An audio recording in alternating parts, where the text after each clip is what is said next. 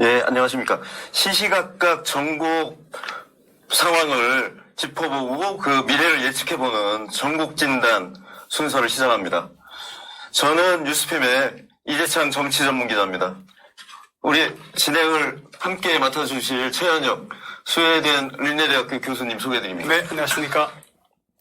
오늘은 저 개혁신당 허은하 대표님 모시고 윤석열 대통령의 그 탄핵 선포 그리고 이제 해제 이 과정에 빚어진 여러 가지 급박한 전국 상황에 대한 말씀을 들어보려고 합니다. 네. 안녕하십니까. 어서 네, 오십시오. 안녕하세요.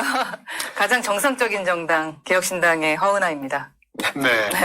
그 윤 대통령이 어젯밤 갑자기 그 비상계엄을 선포했어요. 그래서 뭐 국민들이나 정치권이 깜짝 놀랐는데 뭐 어떻게 보세요? 뭐 한숨도 못 주무셨을 것 같은데. 네. 한숨 못 자고 한 20분 잔 것 같은데요.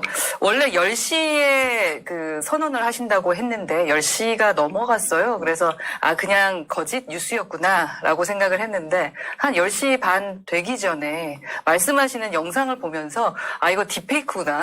가짜 뉴스구나. 그렇게 생각을 할 정도로 처음에는 그 계엄령에 대해서 믿을 수가 없었습니다. 그런데 보니까 사실이었고 그래서 저희 개혁신당의 지도부들이 바로 신속히 여의도로 향했고 국회 정문에서 시민들과 함께 좀 외침이 있었죠. 그리고 기다리다가 사실은 안으로 들어가고 싶었는데 문을 열어주질 않아가지고 못 들어가다가 들어간 게 아마 11시 12분 정도에 국회 정문 앞에서 살짝 아이디 카드가 있으면 들어갈 수 있게 해주셨어요. 그래서 이제 본회의장에 들어가서 이재명 대표뿐만 아니라 한동훈 대표도 만났고 그리고 또 조국 대표도 만나고 또 야당 대표님들과 함께 여러 가지 이야기를 나누고 또 우리 당의 의원들과 함께 원내대표 천하람 원내대표와도 함께 우리가 앞으로 나가야 될 부분 그 중에서도 저희가 사실은 탄핵에 대해서는 좀 긍정적이지 않았습니다. 탄핵에 대해서 대한민국 국민들은 누구나 트라우마가 있다라고 생각을 하고 있거든요. 그리고 가볍게 입에 담아서는 안 되는 단어라고 생각을 했었습니다.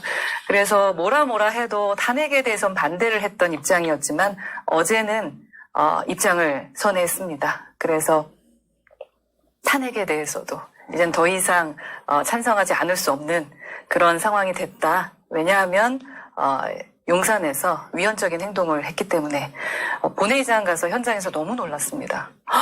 이 정도였다고?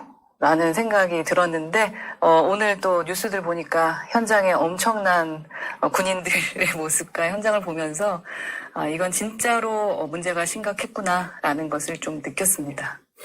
그래도 우원식 국회의장은 1m 되는 벽을 67세 나이에 밤을 넘어갔다 그러는데 그건 네. 안 하셨네요. 우리 천하람 대표 같은 경우는 천하람 원내대표 같은 경우도 묵직하시거든요. 근데 담 넘어갔습니다. 시민의 어깨를 좀 빌렸다고는 하는데 그리고 또 우리 이준석 의원 같은 경우는 그 앞에서 이제 싸운 전쟁 치르듯이 들여보내달라 난 걸어서 들어가겠다라고 했던 영상이 좀 화제가 되기도 했고요. 그리고 저는 아쉽지만 이제 원외다 보니까 우선은 저보다는 원내 의원들이 들어가야 되는 거고 그리고 또 그 앞에서 시민들과 좀 대화도 하고 경찰분들과도 대화도 하면서 그 자리에 있었던 것도 상당히 의미가 있었던 것 같아요. 시간이 지나면서 정말 많은 분들이 오시더라고요. 그리고 그 아래서 헬기 그게 이름이 있던데 헬기가 지나가는 모습 보는데도 두려웠고 내일 대한민국은 어떤 모습일까라는 생각을 하면서 저희 그 최고위원 한 분이 90년생이거든요. 대표님 제 나이에 이걸 보네요. 이런 계엄이라는 걸 제 나이에 겪네요. 라는 걸 하면서 평생 60년 동안 이 얘기할 것 같다라는 얘기를 할 정도로 정말 솔직히 두렵고 무서운 시간이었던 것 같아요. 역시나 오늘 보니까 해외 뉴스를 보면서 너무 부끄러웠고 그리고 저는 적어도 한 몇 조 정도의 손해를 보겠구나 우리나라가 어제 한 3시간 몇 분 동안의 문제로 그런데 보니까 몇십조 몇백조가 손해보지 않을까 그런 정도까지의 정말 무서운 하룻밤이었다라는 생각이 듭니다. 끝난 상황에서 느끼는 것은 말이죠. 네. 문재인 정권 들어설 때도 그렇고 그 전에 촛불 혁명이라고들 하는 촛불 집회 때도 그렇고 이번에도 그렇고 저는 느끼는 것은 아무리 위급하고 국가적인 위기적 상황 속에서도 그래도 헌법 질서는 지켜지고 있다. 그럼요. 누구 한 명도 사상자가 다친 거 없이 말이죠. 그렇게 상황 종료된 걸 보고 저는 또 그럼에도 불구하고 또 희망을 봤다라고 하는데 어떻게 생각하시는지. 이번에? 네, 이번에. 예, 그래서 제가 오늘 저희가 긴급 최고위를 했거든요, 오전에. 그랬을 때 긴급 최고위의 모두 발언 처음이 국민 여러분 감사합니다 였습니다. 그 시작이 윤석열 대통령의 12월 3일 쿠데타 시대는 실패로 끝났습니다. 하지만 국회 앞에서 밤을 새면서 민주주의를 지킨 국민 여러분의 성숙한 시민의식이 역사를 새로 썼습니다. 라고 하면서 국민 여러분께 감사 인사를 먼저 드렸거든요. 그리고 또 국회의원들에게도 함께했던 190명의 국회의원들에게도 저희 이번에는 칭찬해드려야 될 것 같아요. 정말 빠르게 움직여줬고 정말 담담아 넘어간 사람들 몰래 이렇게 슬쩍 들어가면서 노력했던 그래서 찬성을 눌렀던 그분들에게도 저희는 좀 칭찬을 해드려야 되지 않을까 하는 생각입니다. 그 윤 대통령이 이거 뭐 누가 봐도 저 성숙한 민주주의 하에서 이런 비상계엄이라는 게 뭐 상상이 안 되지 않습니까? 근데 왜 이런 무리수를 뒀다고 보세요? 저도 그게 가장 궁금합니다. 사실 지금 여러 가지 뭐 탄핵이네 특검이네 여러 가지 싸움은 있었습니다만 거의 총을 안 들고 총도 들었다면 들면서 싸움을 전쟁을 하고 있었는데 갑자기 용산에서 핵폭탄을 던져버렸어요. 그러니까 이거는 이제 수습할 수 없는 그런 전쟁이 돼버린 거거든요. 왜 모두 다 망가질, 그리고 특히 본인에 대한 그 탄핵이라던가 앞으로의 문제에 대해서 더 크게 부각되고 시계가 빨라질 텐데 왜 그랬을까? 저도 진짜 궁금합니다. 왜 그랬을까요? 뭐 사연이 있겠죠?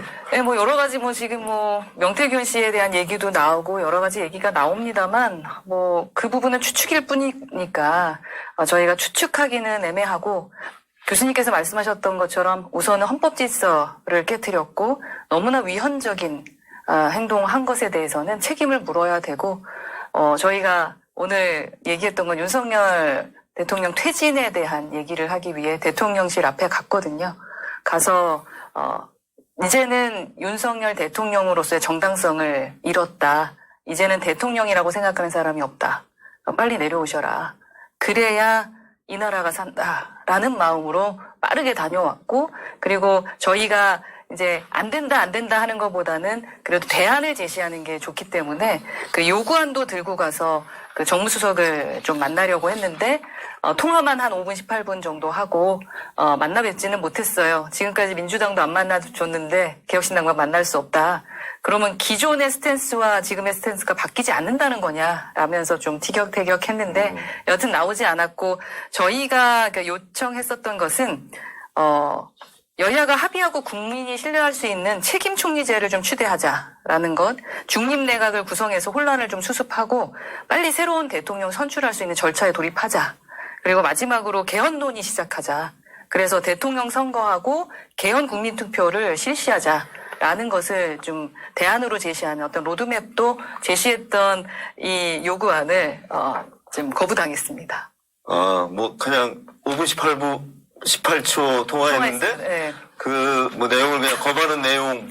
그죠. 뭐 어차피 언론을 통해서 저희가 얘기를 하게 될 테니까 뭐 그걸 듣겠다라고 얘기하시던데 저는 사실 그런 말씀을 드렸어요. 제가 한때 몸담았던 국민의힘에서 야당이었을 때 저희가 대통령실 그때는 청와대였죠. 청와대 분수대 앞을 상당히 자주 갔습니다. 그리고 이런 요구서라던가 여러 가지 많이 들고 갔거든요. 한번 얼굴도 코빼기도 비치지 않는 그 수석들에 대해서 대통령에 대해서 얼마나 비판했었습니까? 그런데 어떻게 수석이 그럽니까? 라고 하면서 제가 좀 말씀을 좀 드렸죠. 그런데 뭐 이해해달라는 말씀만 하시더라고요. 아직도 대통령실은 물론 지금 다 사표를 내셨지만 국민에게 이해만 해달라고 한다라는 것 때문에 정말 억장이 무너집니다. 그래서 제가 정무수석께 사의 표명까지 하셨는데 이미 새표까지 내셨는데 마지막으로 대통령을 위해서 뭔가 국민과 소통하는 모습을 보여주는 것이 올바르지 않겠나라는 말씀도 드렸는데 그래도 뭐 봐달라 하시고 나름 정무수석은 뭐 5분 넘게 통화한 거 보면 노력을 했다고는 봅니다만 대통령실은 변화가 없구나 라는 것 때문에 가슴이 아픕니다. 오늘 뭐 내란죄로 저 윤 대통령 네. 뭐 검찰에 고발하지 않았습니까? 네네. 고발하셨는데 이 내란죄가 성립이 되는 겁니까? 이런 뭐 전례가 없어서요. 네, 전례가 없어서 저희도 변호사들이 많이 고민을 하긴 했는데 헌법 77조에 따르더라도 비상계엄 통해서 정부나 법원의 권한에 관한 특별한 조치를 할 수 있을 뿐이지 지금 대한민국 국회의 기능을 마비시키려고 획책했기 때문에 충분히 가능할 거라고 생각을 하는 거고요. 국회의원의 국회 출입을 막았고요. 또 국회를 점검했고요. 그리고 유리창을 깨면서 들어오는 그런 모습들을 보면 이게 진짜 대한민국이 맞나. 오죽하면 영국인가요? 대한민국 지금 여행 가지 말라라는 것까지 나오지 않았겠습니까? 이거에 대한 것은 국가기관인 국회 활동을 금지시키는 행위는 할 수 없게 되어 있기 때문에 내란죄가 될 거라고 생각을 하고 우선은 제출했습니다. 그리고 직권남용죄도 같이 넣어서 뭐 직권남용이라 하면 저희가 직권남용을 한 거니까요. 지금 대통령께서 뭐 그 부분에 대한 걸 같이 넣었습니다. 왜냐하면은 이제 내란죄에 대한 걸 저희가 처음 있는 일이잖아요. 그러다 보니까 이거를 어디다 내야 되는 건가도 되게 고민이 많더라고요. 이게 지금 이게 무슨 중앙지검에 내는 건지 특수본에 내야 되는 건지까지도 변호사들이 전문 변호사들도 헷갈릴 정도로 한 번 없었던 일을 이번에 이제 하게 된 거라서 저희가 고발을 할 수밖에 없는 것은 가슴이 아픕니다. 국민들께. 하지만 마땅히 해야 될 일이다라는 생각으로 했습니다. 개혁신당이 이제 대통령 탄핵에 대해서 뭐 부정적이었다가 이번에 이제 찬성 당론으로 이제 바꿨잖아요. 네. 그러면 뭐 이제 목표는 탄핵인데 탄핵안이 국회에서 통과가 돼야 되잖아요. 그렇죠. 범야권 다 합하면 지금 192석이고요. 그러면 이제 8석이 여당에서 나와야지 탄핵이 되는 건데 가능하다고 보세요? 가능할 수 있을 거라고 봅니다. 어제의 모습을 봤을 때는. 그리고 제가 국회에 이제 들어가서 본회의장에서 이제 의원들이 좀 쉬는 공간들이 있잖아요. 거기를 봤을 때 보면 이쪽은 정부 야당, 그리고 이쪽은 여당이 모여 있는데 여당에 보니까 한동훈 대표도 그 자리에 앉아 있었고 한 18명에서 20명 정도가 있으셨는데 그분들은 마땅하다고 생각하는 그분들 중에 그렇게 생각하시는 분들이 분명 계셨어요. 그리고 지금 오늘은 안철수 의원께서 제일 먼저 퇴진해야 된다라는 얘기를 하셨고, 그리고 또 오늘 야권에서 함께 내는 탄핵 소추안의 내용들을 보면 원포인트 탄핵을 이야기하고 있거든요. 그러면서 위헌계엄령 하나로 좀 탄핵이 충분하다라는 내용을 담고 있기 때문에 이거가 통과되지 않는다라는 것은 아마도 국민들이 국힘을 용서하지 않을 것 같은데 만약에 그렇게 되면은 정말로 보수는 괴멸하게 될 것 같습니다. 저 8명이 아니라 80명이 함께 하셔야 되는 게 아닌가 하는 생각입니다. 민주당도 그렇고, 국민의힘 내에서도 안철수 의원 같은 경우가 대통령이 이제 하야해야 된다. 이런 얘기를 하는데, 하야하는 게 정답입니까? 네, 저희도 윤석열 대통령이 퇴진하라, 당장 내려와라, 라고 말씀드리고 있습니다. 탄핵까지 가기에도 시간이 너무 많이 걸린다. 지금은, 하야하셔야지. 저희는 하야라는 말을 좀 담고 있진 않았었는데, 여튼 내려오셔야지. 지금 제2계엄령까지도 두려워하고 있잖아요. 앞으로 이 경제 어떻게 할 겁니까? 그죠? 저희 K컬처하고 K팝, 지금 게임, K-e스포츠 여러 가지 하면서 겨우겨우 올려놓은 우리나라 대한민국 이거 어떻게 하시려고 그러는 건지 빠르게 수습하는 것이 답이다라는 생각입니다. 그렇게 하기 위해서는 내가 잘못했다라고 하고 빨리 내려오시는 게 정답 아닌가 하는 생각입니다. 근데 잘은 모르지만 아직은 그런 입장은 아닌 걸로 이렇게 알려지고 있거든요. 네, 저도 밭으로 봤는데 아직도 화내고 계시다고 하는데 그것도 거짓말이었으면 좋겠습니다. 하야를 안 한다면 예를 들어서 대통령실에서 어떤 조치를 내놓으면 전국이 좀 수습이 가능할까요? 지금은 수습되기 어렵다고 봅니다. 대통령께서 빨리 직을 내려놓으셔야 된다. 그래서 어차피 오늘 소추안 냈으니까 곧 통과되는 일만 남은 것 같고요. 지금 이제 소식을 전해 들어보니까 우원식 의장께서 한동훈 대표한테 전화 시도를 여러 번 하고 있는데 지금 통화가 안 된다고 합니다. 한동훈 대표가 좀 소통이 좀 잘 안 되는 분이신 것 같은데 제발 전화 받으셨으면 좋겠고, 그래서 우리는 몇 명 정도라도 가능할 것 같다라는 의견을 주셔야 그래야지 이제 나와서 상정이 될 수 있는 부분인데 지금 이렇게 숨어 계셔서 될 일은 아니거든요.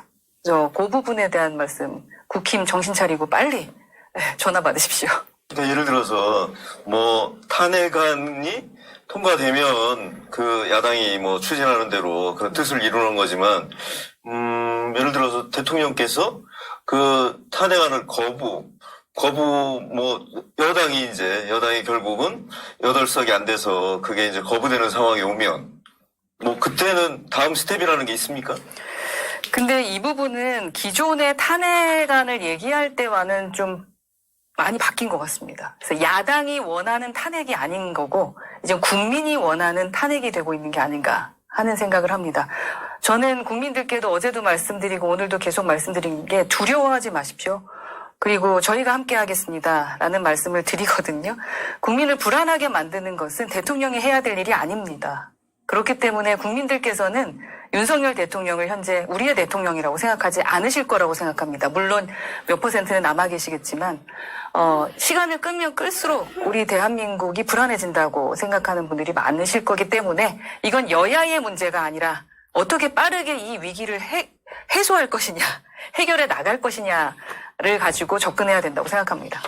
서두에 말씀하시기를 사실은 상상할 수 없을 정도의 어떤 국가의 손해를 또 불안과 함께 끼치고 있는데, 사실은 눈에 보이지 않는 어떤 그런 것 중에 하나가 사실은 이제 국격의 하락이고. 그렇습니다. 네, 정치라는 것이 어떻게 보면 그럼에도 불구하고 헌법적 테두리 안에서 다 같이 그 게임을 하는 어떤 그런 어떻게 보면 그런 룰 안에서의 게임이라고 볼 수 있는데, 아까 말씀하셨던 핵폭탄 같은 것을 던져서 소투화시키는 어떤 그런 정치적 모습인데, 그럼에도 불구하고 공당의 대표로서 아까 말씀하셨을 때 서두에서 그래도 가장 정상적인 정당입니다라고 말씀하셨는데, 공당의 대표로서 그럼에도 불구하고 국민과 함께 하는 어떤 그런 노정에서 국민들을 안심시키고 또 플랜 B, 플랜 C까지 준비를 하셔야 될 텐데, 대통령이 하야를 안 하고 또 지금 이제 내란죄 등으로 이제 그러니까 말하자면 이제 지금 고발? 네, 고발을 하셨고, 그리고 지금 이제 또 이제 국회 차원에서는 탄핵 절차를 밟고 있는데 말이죠. 앞으로 5개월, 6개월, 길게 1년 정도가 불확실성으로 간다면 대한민국의 경제, 국민의 불안함, 그리고 이 불확실성 속에서 정말로 우리가 예측할 수 없는 여러 가지 문제점들이 있을 텐데, 공당의 대표로서 좀 더 구체적으로 네. 다양한 좀 그 목소리 또 좀 담으시면서 책임 있는 정당으로 해 주시기를 저는 부탁드리는데, 네. 그거에 대한 조금 그래도 좀 생각하신 게 네, 있으시다면. 우선 좋은 말씀 감사하고, 저도 이제 대표 맡은 지 6개월 됐는데 대표하면서 가장 크게 생각하는 것은 대한민국의 미래입니다. 그래서 저희가 넥스트 레짐을 맞이해야 된다라는 얘기를 하면서 체제 구축을 얘기하고, 시대 정신은 이젠 세대도 교체돼야 되고 시대 변화에 대해서 우리가 받아들이는 거다라는 말씀을 드리면서, 지금은 세석밖에 안 되니까 사실 양당의 특히 이게 양극화가 되다 보니까 저희가 이슈가 많이 안 됨에도 불구하고 수많은 정책들을 사실은 저희가 제시하고 있습니다. 그리고 문제점이 있을 때, 예를 들어 김건희 특검법을 얘기할 때 저희는 김건희 특검법에 대해서 찬성합니다만 그 찬성으로 끝나는 게 아니라 대안 제시를 했습니다. 어떤 거냐? 앞으로 제2, 제3의 김건희나 김정숙의 문제가 생기지 않으려면 대통령 배우자법을 만들어야 된다. 그래서 배우자들이 도대체 어느 롤을 갖고 어디까지 참여할 수 있는 거고, 그리고 그들에 대해서 우리가 회계적으로도 들여다봐야 되는데 전혀 안 되는 거죠. 그러니까 비용적인 걸로, 그리고 또 명품백을 받아도 그냥 본인은 문제가 없는 것으로 되고 있잖아요. 그래서 그렇게 저희는 대안을 제시합니다. 이번에도 마찬가지입니다. 저희는 퇴진하시라라고 말씀드리지만 아까 말씀드렸던 3가지의 로드맵을 말씀을 드렸던 거죠. 첫 번째가 책임 총리를 빨리 추대하자. 우리 원로 중에 괜찮은 분들 계시잖아요. 뭐 정세균 전 총리도 계시고 또 김부겸 전 총리도 계시고 저희랑은 좀 애매하게 헤어졌지만 이낙연 총리도 계시고, 사실, 괜찮은 분들이 좀 많다고 봅니다.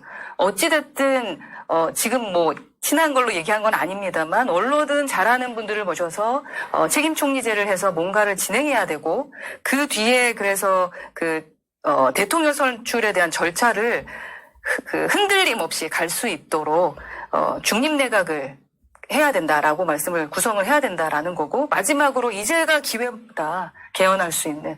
우리 개헌 얘기 얼마나 많이 합니까? 대통령 선거 할 때마다 개헌한다고 그러고 안 하잖아요. 그래서 저희는 4년 중임제가 저희 당론이거든요. 4년 중임제하고, 그리고 5.18에 대한 것을 전문에 넣자라고 얘기한 거 사실은 여야가 몇십 년이 됐어요. 그거 넣고, 그리고 정말 오래됐습니다, 헌법이. 그거 바꾸는 거 이번에 하자. 그래서 저희는 그것도 벌써 이미 논의하고 있습니다. 헌법 개헌에 대한 거 하고 있고, 오늘도 이거 끝나고 나면 저희가 준비하고 있는 코리아 디스카운트 패키지 관련된 정책, 그래서 그 부분에 대한 논의를 하는 회의에 참여하거든요.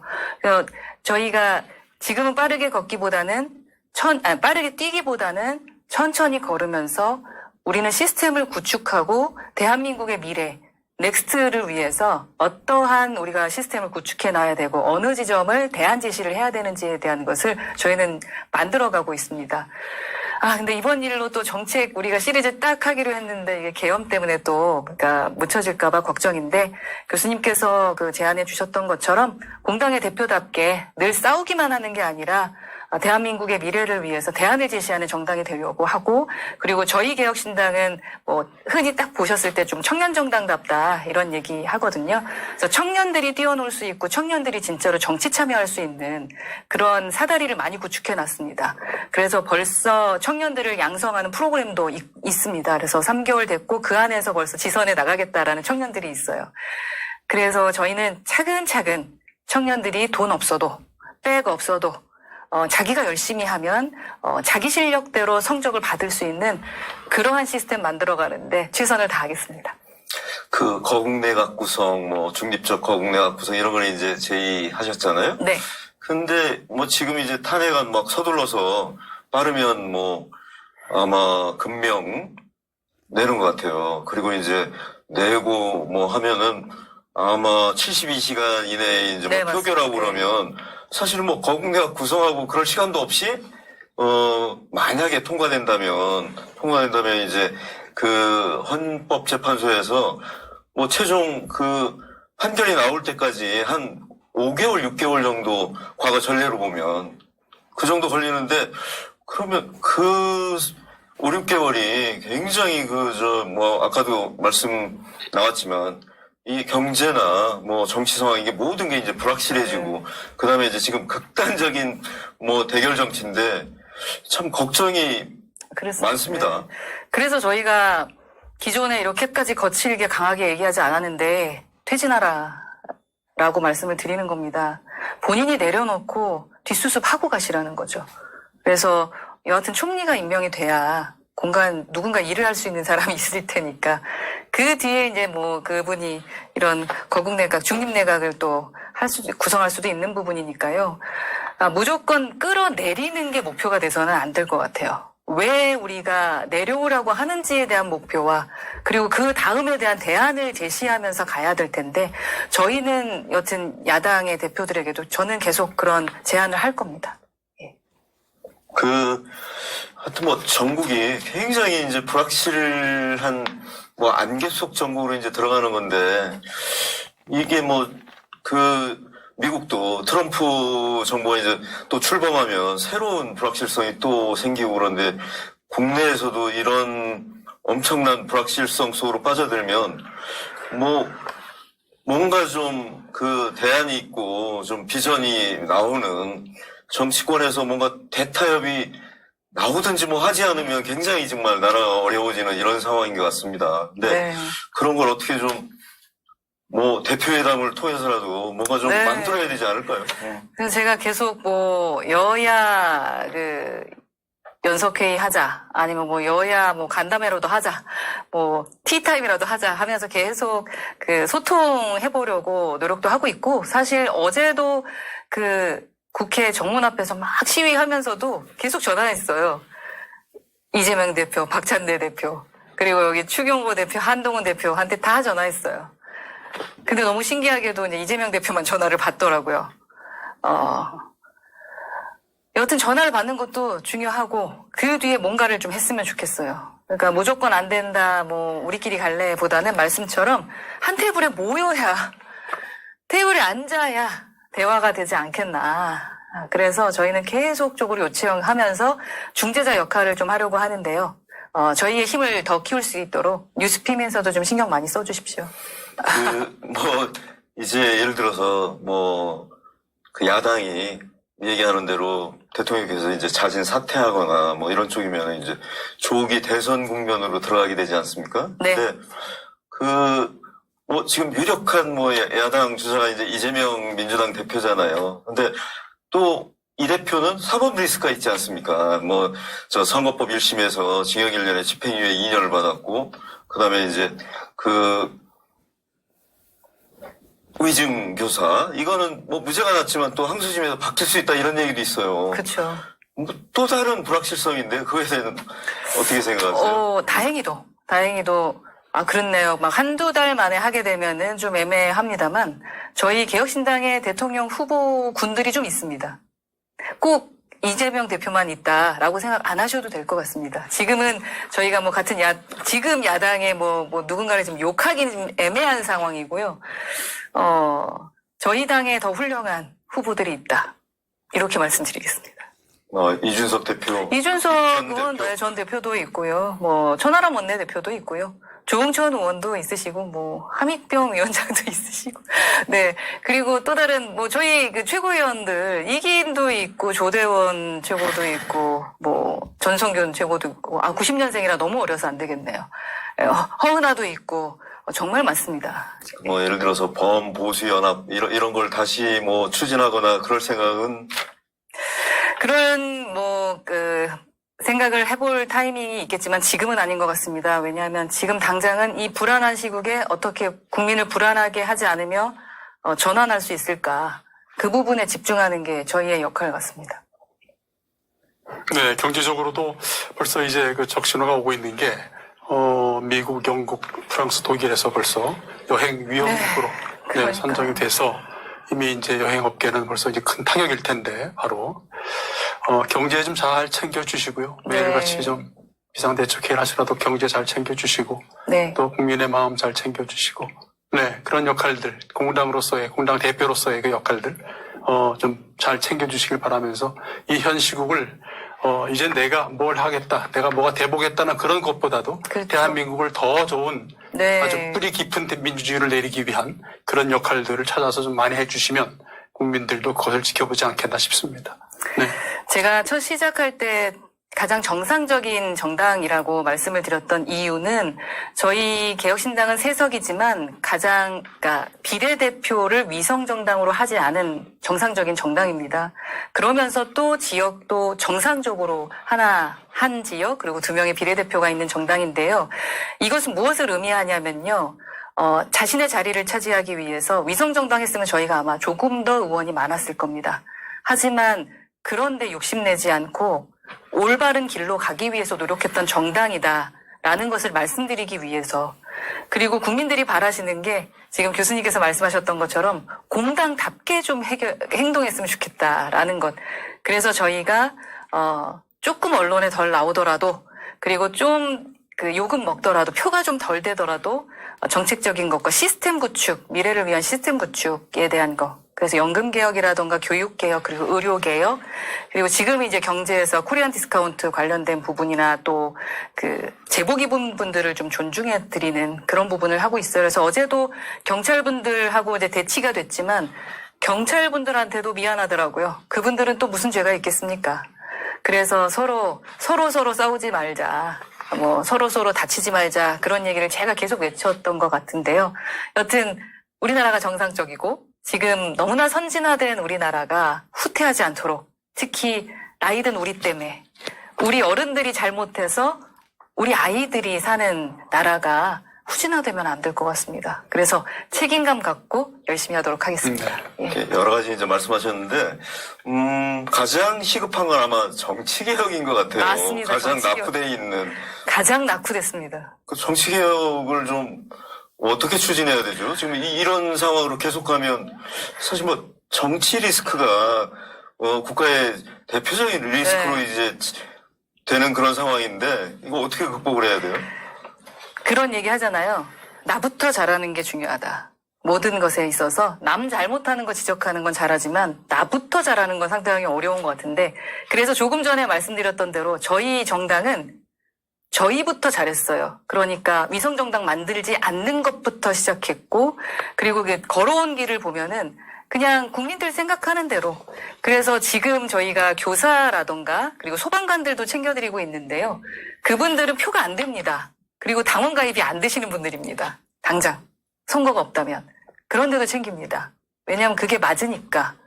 그래서 저희 같이 그냥 정상적으로 올바르게 상식적으로 가는 정당에도 국민들께서 관심을 좀 가져주시면 정치개혁하는 데 더 도움이 되지 않을까 하는 생각이 들고 저희가 법적으로는 어떤 부분을 추구하고 있냐면요. 뭐 이준석 의원과 천하람 의원이 그 선거제 개편에 관련된 법안을 좀 냈습니다. 그것 중에 하나가 이제 비용을 좀 줄여서 할 수 있도록 만드는 부분 그리고 또 결선제가 없으면 이 제3지대가 살아나기가 좀 어렵거든요. 그래서 지방선거라도 결선투표제를 가자라는 그러한 그 법안도 냈습니다. 그래서 그런 법안들이 통과될 수 있도록 그래야 청년들이 돈이 없더라도 그들한테는 2, 3천만 원이 엄청나게 큰 돈인데 정치권에선 작은 돈처럼 느껴져서 2, 3억 없으면 뭐 20억, 30억 없으면 정치할 생각 못 하실 수 있어요. 그러면 정치가 바뀌겠습니까? 그런 거를 먼저 저희가 좀 해보려고 해요. 정치개혁할 수 있도록 개혁신당의 국민 여러분께서 많은 관심 좀 가져주시고 응원 좀 해주셨으면 좋겠습니다. 네, 정치가 보이듯 안 보이듯 하기 위해서는 결국은 거리의 정치가 없어져야 되는데 네, 맞습니다. 모든 정치가 정말 모든 현안들이 모든 갈등의 요소들이 이젠 좀 국회로 수렴되고 네. 국회 내에서 모든 것이 논의될 수 있는 그러한 어떤 그 제3당 지금은 네 번째 정당입니다마는 그 역할들을 어쨌든 좌와 우 중심에서 잘 해주시기를 부탁드리겠습니다. 저희가 지금까지는 아스팔트에 한 번도 안 나갔습니다. 저희가 싫다고 했어요. 모든 문제는 선출된 의원들이 국회에서 풀어야지 왜 밖에 나가서 싸우냐라는 말씀을 계속 드렸었거든요. 계속 그렇게 될 수 있었으면 좋겠습니다. 대통령님 빨리 결단하십시오. 네. 아유, 오늘 바쁘신데 네. 이렇게 시간 내주셔서 감사합니다. 네, 초대해 주셔서 네. 감사합니다. 오늘 허은하 개혁신당 대표 모시고 그 전국 상황에 대해서 한번 진단을 해봤습니다. 감사합니다. 감사합니다. 잘 부탁드리겠습니다. 네, 잘 부탁드립니다.